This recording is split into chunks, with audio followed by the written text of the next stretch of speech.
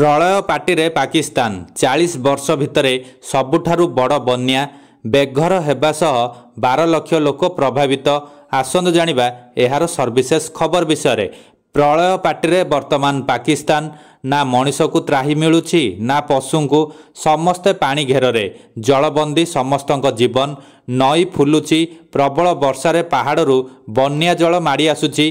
घर द्वार दुकान बजार बड़ बड़ कोठा ब्रिज सबू पानीर घेरे रही।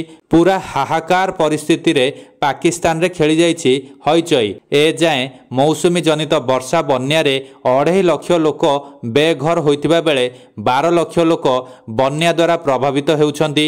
हेक्टर हेक्टर चाष जमी प्रभावित हेउछि। चाषी मथारे हाथ देई बसिछन्ति। जीवन जीविका एकदम ठप हो जाइछि। पाकिस्तान वर्तमान गत 4 दशंधि मध्य सबुठारु भयंकर बन्यार सामना करुछि। पाकिस्तान रो पंजाब प्रदेश रे भारतरु आसुथबा नदी गुड़िक पानी विनाशर तांडव करुछि।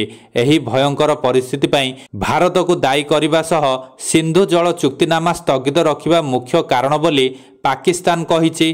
पाकिस्तानी अधिकारी माने शुक्रवार कहिसंति जे भारत सिंधु जल चुक्तिनामा स्थगित रखिबा जोगु पाकिस्तान रे बन्या परिस्थिति आहुरी खराब कर देइछि। एही सप्ताह रे प्रबल वर्षा पाकिस्तान रो पंजाब प्रदेश रो खाद्य भंडार को ध्वंस कर देइछि। देशर द्वितीय बृहत्तम सहर लाहौर रो उपकंठरे मध्य बन्या जल प्रवेश कर सारलाणी, जेउथरे झांग सहर बुड़ी जिबार आशंका रहिछि। देशर एही अंचल 40 वर्ष मध्यरे सबुठारु भयंकर बन्यार सम्मुखीन हेउछि। खाद्य कारखाना भाबरे परिचित एही अंचल रे फसल नष्ट होइतिबारु बन्या संकट पाकिस्तान रे दुर्भिक्ष सृष्टि करिपारे।